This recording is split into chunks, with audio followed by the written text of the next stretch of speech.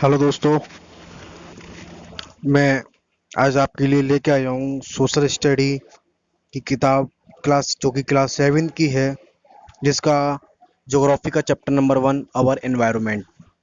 तो फ्रेंड्स, आज हम पढ़ेंगे आवर एनवायरनमेंट। तो चलिए आगे की ओर बढ़ते हैं। और बढ़ने से पहले मैं आपको एक बात बताना चाहता हूँ कि अगर आप हमारी कोई भी सब किसी भी सब्जेक्ट की या कोई भी किसी भी सब्जेक्ट की किसी भी चैप्टर की अगर वीडियो को लेना पाना चाहते हैं, तो आप हमारे यूट्यूब चैनल एक्सीलेंट गुरु को सब्सक्राइब करें और बेल आइकन ज़रूर दबाएं। तो चलिए फ्रेंड्स, अब हम बढ़ते हैं आगे की ओर कि हमारा जो चैप्टर है नंबर 1 आवर एनवायरनमेंट, जिसे हम पढ़ते हैं। ठीक है फ्रेंड्स, तो चलिए चलते हैं। आवर एनवायरनमेंट फ्रेंड्स पढ़ेंगे हम आवर एनवायरनमेंट, हमारा पर्यावरण। तो फ्रेंड्स चलिए पर्यावरण हम पढ़ते हैं।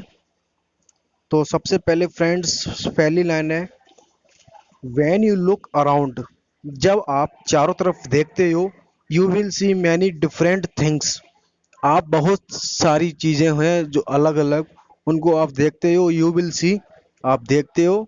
मैनी डिफरेंट थिंग्स, कई सारी भिन्न भिन्न वस्तुएं। बोथ, जो कि नेचुरल एंड मैन मेड, जो कि क्या होती हैं, नेचुरल मतलब होता है एक तरीके से प्राकृतिक, और मैन मेड मतलब कि कुछ जो हम अपने चारों तरफ देखते हैं, जिनमें से कई सारी वस्तुएं तो प्राकृतिक होती हैं और कई सारी वस्तुएं ऐसी होती हैं जिन्हें हम लोगों ने बनाया है, मानव ने बनाया है। तो फ्रेंड्स देख आगे की ओर बढ़ते हुए कि everything around you continue constitute your environment, कि आपके आसपास या आपके चारों ओर जितनी भी चीजें हैं, वो सभी किसके अंतर्गत आती है? पर्यावरण के अंतर्गत आती हैं, एनवायरनमेंट के अंतर्गत आती है। फ्रेंड्स फिर देखते हैं आगे कि the natural environment include a large number of living things, the natural environment include a large number of living things और नॉन लिविंग थिंग्स, की जो नेचुरल एंड प्राकृतिक वो पर्यावरण है, वो अपने आप में क्या रखता है? एक लार्ज नंबर, मतलब एक बहुत बड़ी संख्या रखता है, किसमें? लिविंग थिंग्स और नॉन लिविंग थिंग्स की वस्तुओं में, मतलब नॉन लिविंग थिंग्स में और लिविंग थिंग्स में अपने आप में क्या रखता है कि बहुत ही बड़ी मात्रा में अपने आप में इन दोनों को रखता है। तो living things are called the biotic components of the environment, जो लिविंग थिंग्स होते हैं वो क्या होते हैं? बायोटिक कंपोनेंट्स होते हैं our environment, of our environment, अपने वातावरण के पर सॉरी पर्यावरण के। और these are animals, plants, micro organism and human, जिनमें से क्या होते हैं? एनिमल्स होते हैं, कई सारे जानवर होते हैं। प्लांट्स, कई सारे पेड़ पौधे होते हैं। माइक्रो ऑर्गेनिज्म मतलब होता है सूक्ष्म जीव, कई सारे सूक्ष्म जीव होते हैं। एंड ह्यूमंस, और मानव होते हैं। ये सभी आते हैं जैविक कंपोनेंट्स, मतलब जैविक अवयव, अवयव मतलब जिसे कि हम कहते हैं जैविक अवयव, मतलब ये सभी जैविक अवयव के अंतर्गत आते हैं, बायोटिक कंपोनेंट्स के अंतर्गत आते हैं, जिसके अंतर्गत जानवर भी आते हैं, पेड़ पौधे भी आते हैं, सूक्ष्म जीव भी आते हैं, और ह्यूमन मतलब मानव भी आते हैं। तो फ्रेंड्स आज जैसे अगली है कि the non living natural things are called abiotic components, ये जो नॉन लिविंग थिंग्स होती हैं वो सभी किसके अंतर्गत आती हैं? अबायोटिक कंपोनेंट्स के अंतर्गत आती हैं, अजैविक अवयव के अंतर्गत वह आती हैं। एंड और दिस इंक्लूड्स, यह अपने आप में रखता है क्या? Land, soil, rock, air, water etcetera, मतलब कि ये अपने आप में क्या रखता है? जमीन को रखता है, मिट्टी को रखता है, चट्टानों को रखता है, हवा को रखता है, और पानी को ये अपने आप में रखता है। अब फ्रेंड्स आगे देखते हैं कि मैन मेड एनवायरनमेंट की, तो मैन मेड एनवायरनमेंट है comprise of things created by human, की comprise of things created by human, जो मैन मेड एनवायरनमेंट है कि जो मानव द्वारा बनाया गया जो पर्यावरण है, वो क्या है? Comprise of things created bye humans, कि ये उन जो मानव द्वारा बनाई गई जो चीजें हैं, वो सभी चीजों का क्या है? ये उन सभी चीजों का समावेश इसे कहते हैं। Due to their interjection with other biotic and abiotic things, जो कि क्या है कि बायोटिक और अबायोटिक जो थिंग्स होती हैं उन सभी से बातचीत करने के बाद यह बनता है। एग्जाम्पल जैसे कि देखा जाए तो आर और एग्जाम्पल से जो होते हैं वो जैसे कि बिल्डिंग्स, इमारतें हैं, ब्रिज, कई सारे पुलें हैं, factories, means of transport, electricity and social system such as family, society, religion, education, politics and economic. यह सभी चीजें क्या हैं, मानव द्वारा बनाई गई हैं। तो यह सभी किसके अंतर्गत आते हैं, मैन मेड एनवायरमेंट के अंतर्गत यह सभी आता है।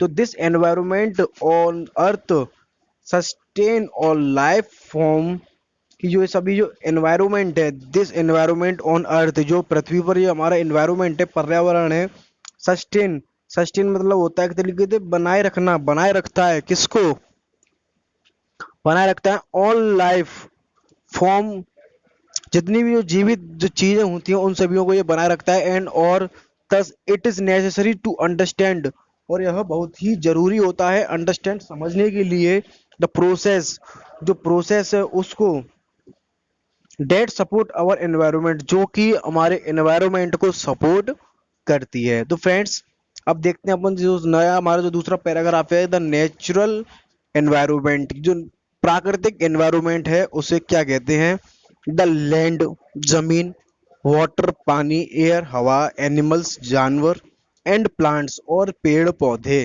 कंप्राइज नेचर, इन सभी का जो समावेश है उसे कहते हैं प्राकृतिक।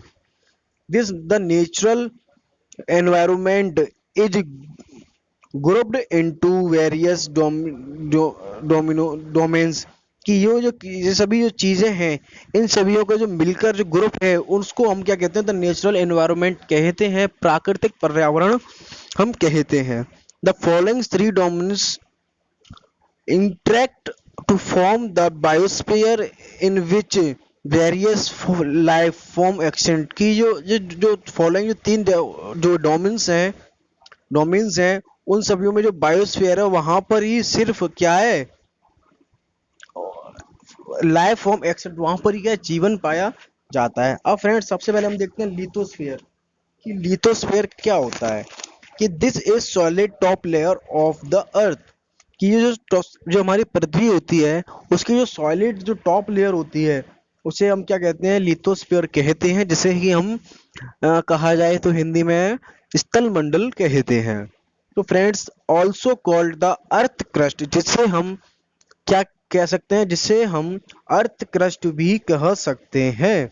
It is made of rocks, जो कि चट्टानों से मिलकर बना हुआ होता है, एंड मिनरल्स, कई सारे पदार्थों से भी मिलकर बना हुआ होता है, which a thin covering of soil, जो कि एक बहुत मोटी मिट्टी की चद्दर से ढका हुआ होता है।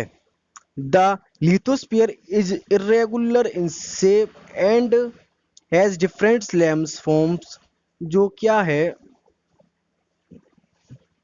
कि जो lithosphere is irregular in shape and has different form, land form like mountains, plains, valleys, plateau etcetera. जो लिथोस्फीयर है वो क्या है कि हर जगह से, मतलब किसी किसी जगह से, हर जगह एक जैसा नहीं है, हर जगह इरेगुलर शेप, मतलब कि अलग अलग जो शेप है, आकार है, उससे बना हुआ है। द पार्ट ऑफ, और जो कि जिसके अंतर्गत क्या आते हैं, ही डिफरेंट लैंड्स फॉर्म, जिसके पास कई सारे लैंड फॉर्म्स, मतलब कि जैसे कि माउंटेन्स हैं, प्लेन्स हैं, वैलीज है, प्लेट्यूस है एक्सेट्रा, और भी कई सारी जो चीजें हैं उन सभी से मिलकर यह बना हुआ होता है। The part of the crust lying below the ocean is called the ocean, कि जो पार्ट है ऑफ द क्रस्ट, जो क्रस्ट का जो पार्ट है लाइंग बिलो, जो कि लटका हुआ होता है, बिलो मीन्स नीचे, द ओशियन, ओशियन के, is called the ocean floor, जिसे कि हम क्या कहते हैं, ओशियन फ्लोर कहते हैं। क्या कहते हैं भाई, ओशियन फ्लोर कहते हैं। Which again in uneven, which again in uneven and uneven and not flat, जो कि क्या है, असह असत समतल, विच अगेन इज इवन असमतल एंड नॉट फ्लैट, जो कि क्या है कि किसी किसी जगह से असमतल है और किसी किसी जगह से समतल है। तो फ्रेंड्स, जैसे कि लिथोस्फीयर प्रोवाइड्स अस, जो लिथोस्फीयर है वो हमें प्रोवाइड कराता है, क्या प्रोवाइड कराता है कि मिनरल्स वेल्थ, क्या प्रोवाइड कराता है, मिनरल्स वेल्थ, कई सारे जो पदार्थ होते हैं हमें पदार्थ को प्राप्त कराता है। ग्रासलैंड, कई सारे घास के जो मैदान हैं वो भी हमें देता है। कई सारे फॉरेस्ट, जंगल हैं। एग्रीकल्चर लैंड, मतलब खेती बाड़ी की जो जमीन होती है वो है। एंड और लैंड फॉर ह्यूमन सेटलमेंट, मतलब कुछ वह जमीन जो भारत, जो मानवों को रहने के लिए चाहिए, वो भी प्रोवाइड कराता है। तो फ्रेंड्स, अब हमारा जो सेकंड पैराग्राफ है हाइड्रोस्फीयर, उसकी ओर हम बढ़ते हैं। तो फ्रेंड्स, हाइड्रोस्फीयर क्या होता है, तो चलिए आके देखते हैं। The part of earth covered with water is called the hydrosphere, कि जो अ पार्ट ऑफ अर्थ, पृथ्वी का वह भाग, कवर्ड जो कि ढका हुआ है, विद वाटर, पानी से, इज कॉल्ड हाइड्रोस्फीयर, जिसे हम क्या कहते हैं, हाइड्रोस्फीयर कहते हैं। और फ्रेंड्स, हाइड्रोस्फीयर को हम हिंदी में जलमंडल भी कह सकते हैं। इट इंक्लूड, जो कि मिला हुआ होता है, all types of water bodies, कई सारी जो वाटर बॉडीज होती हैं उन सभी को मिलाकर हाइड्रोस्फीयर होता है।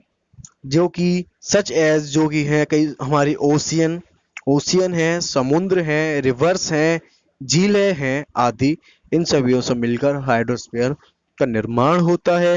हाइड्रोस्फीयर प्रोवाइड्स वाटर, जो हाइड्रोस्फीयर है वो हमें पानी की उपलब्ध पानी को उपलब्ध कराता है, which is essential for all living organism, जो कि क्या है, कई सारे जीवित प्राणियों के लिए आवश्यक है।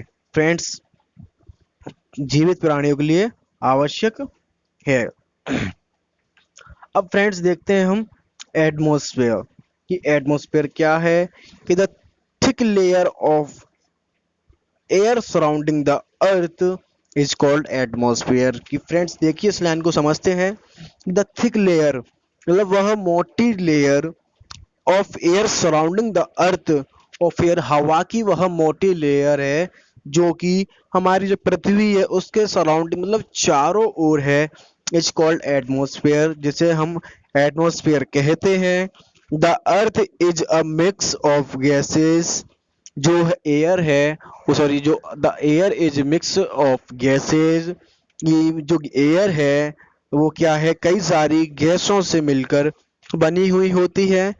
Change in quantity with increasing attitude from the earth surface, जो कि क्या है, जो गैस है उनकी जो क्वांटिटी होती है उन गैसों में, तो उनकी क्वांटिटी का जो बदलाव होता है वो हमारे पृथ्वी के पर्यावरण को या वातावरण टेम्परेचर को क्या, वो क्या करता है, पृथ्वी के जो सरफेस होता है उसको इंक्रीज, मतलब बढ़ा देता है।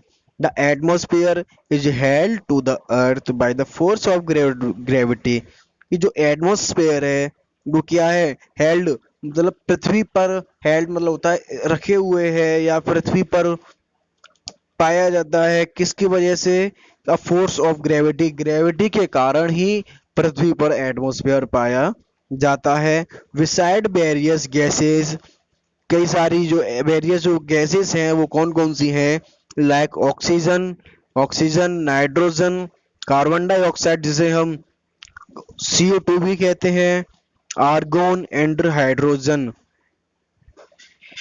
एट हायर एल्टीट्यूड, मतलब ये जितनी भी जो गैसेस हैं इन सभी गैसों को मिलाकर हमारा एटमॉस्फेयर बनता है। The atmosphere also contain dust and water vapour, कि जो एटमॉस्फेयर होता है वो क्या है, कि अपने आप में जो डस्ट होती है और जो वाटर वेपर होता है उसको अपने आप में कंटेन, मतलब रखता है। Change in atmosphere influence weather and climate, कि जो एटमॉस्फेयर में का जो चेंज है, एटमॉस्फेयर में अगर कहीं भी बदलाव आता है तो वो किस पे प्रभाव डालता है, मौसम पे और जलवायु पे प्रभाव डालता है। The atmosphere also work as a shield of the earth, कि जो एटमोसफेयर है वो और जो वर्क करता है किसके लिए, as a shield of the earth, जो पृथ्वी की जो ढाल है उसके लिए भी काम में आता है। Protecting it from the harmful rays of the sun and also keep the temperature moderate on the earth surface, कि जो एटमॉस्फेयर है वो किस क्या जो प्रोटेक्ट करता है हमारी पृथ्वी की, जो सूरज से निकलने वाली जो रेस हार्मफुल रेस आती हैं उनको रोकने में क्या है एटमॉस्फेयर हमारी मदद करता है पृथ्वी की एंड ऑल।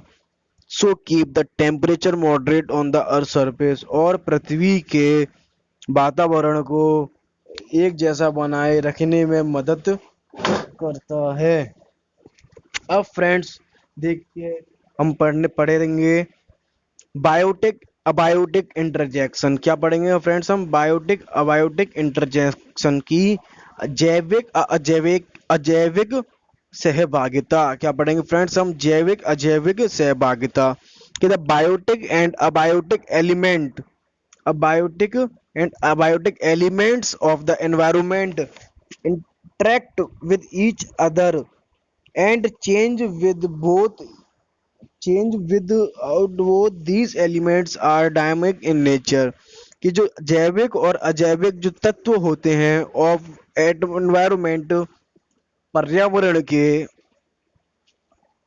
इंटरेक्ट क्या करते हैं, इंटरेक्ट सहभागिता निभाते हैं विच ईच अदर एक दूसरे के साथ एंड और change without both these elements are dynamic in nature, ये जो एलिमेंट्स जो एक दूसरे के साथ रहते हैं सहभागिता निभाते हैं without both these elements are dynamic in nature, और ये जो एलिमेंट्स होते हैं जो ये तत्व होते हैं वो क्या है, नेचर मतलब कि प्राकृतिक के साथ क्या, डायनेमिक मतलब गतिशील होते हैं। Change in the abiotic environment, की जो अजैविक पर्यावरण में जो चेंज होते हैं are caused energy of the sun, are caused by energy of the sun, जो कि सूर्य की जो एनर्जी होती है उसके कारण होता है। The constitute circular of air and water brings about seasonal and dry change, seasonal and dry change, जो कि क्या होता है, the constitution circular of air and water, जो कंटिन्यू सर्कुलेशन होता है मतलब कि जो हवा का और पानी का जो कंटिन्यू सर्कुलेशन होता है मतलब उतार चढ़ाव होता है, अबाउट ब्रिंग्स जो कि लाता है अबाउट सीजनल एंड चेंज मतलब कि जो कि मौसम में परिवर्तित करता है। और फ्रेंड्स आगे देखते हैं कि these climate change influence the biotic elements, और जो these climate change influence the biotic elements, और जो क्लाइमेट का जो चेंज है वो इन्फ्लुएंस प्रभाव डालता है बायोटिक एलिमेंट्स अजैविक तत्वों के ऊपर प्रभाव डालता है जिसके अंदर plant animal and humans etcetera पाए जाते हैं। और land air and water are survival, land air water are survive, वो भी ये सभी भी इसी के साथ अटैच होते हैं। अब फ्रेंड्स देखते हैं अबायोटिक एलिमेंट्स अजैविक तत्व ऑल्सो कॉज न्यू स्पीसीज, जो कि किसके also cause new species of plant and animal to evolve, मतलब कि जो अबायोटिक जो तत्व होता है अबायोटिक एलिमेंट्स होता है वो कॉज मतलब हानि पहुंचाता है न्यू कॉज न्यू स्पीसीज, किसके कारण होता है, न्यू स्पीसीज के कारण होता है, और प्लांट जो कि पेड़ पौधों के होते हैं और एनिमल्स जानवरों के होते हैं टू इवॉल्व मतलब विकसित होने में। वाइल्ड वाइल्ड ओल्ड स्पीसीज, जब पुराने जो स्पीसीज होते हैं एक्सटेंड विद, पुराने जो स्पीसीज होते हैं तो फ्रेंड्स उनमें क्या होता है कि जो जितने भी पुराने जो स्पीसीज हैं पुराने जितने भी जो स्पीसीज हैं उनमें फ्रेंड्स क्या होता है कि abiotic elements also cause new species of plants and animal and old species wild old species जब जो पुराने जो स्पीसीज हैं become extinct when they failed to adapt मतलब कि अपनाना जब वो अपनाने के लिए जब परिवर्तन चेंज होने लगते हैं एनवायरमेंटल जब फैक्टर्स मतलब घटक आने लगते हैं तब क्या होता है फ्रेंड्स कि एनवायरमेंट घटक आने लगते हैं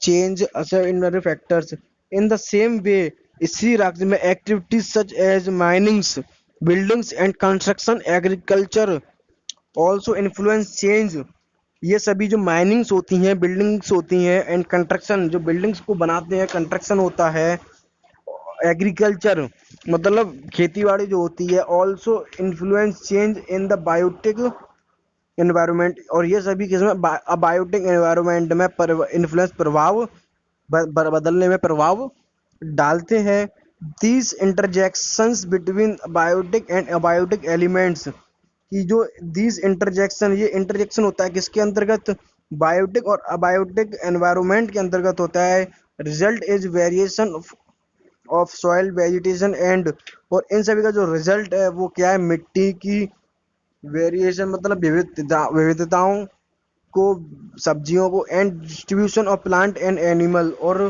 प्लांट और एनिमल की डिस्ट्रीब्यूशन है उसके अंतर्गत हमें मिला पाया जाता है। तो फ्रेंड्स आज की वीडियो हमारी यहीं समाप्त होती है और इससे आगे का जो पार्ट है वो हम आपको अपनी पार्ट नंबर 2 की जो वीडियो है उसमें देंगे।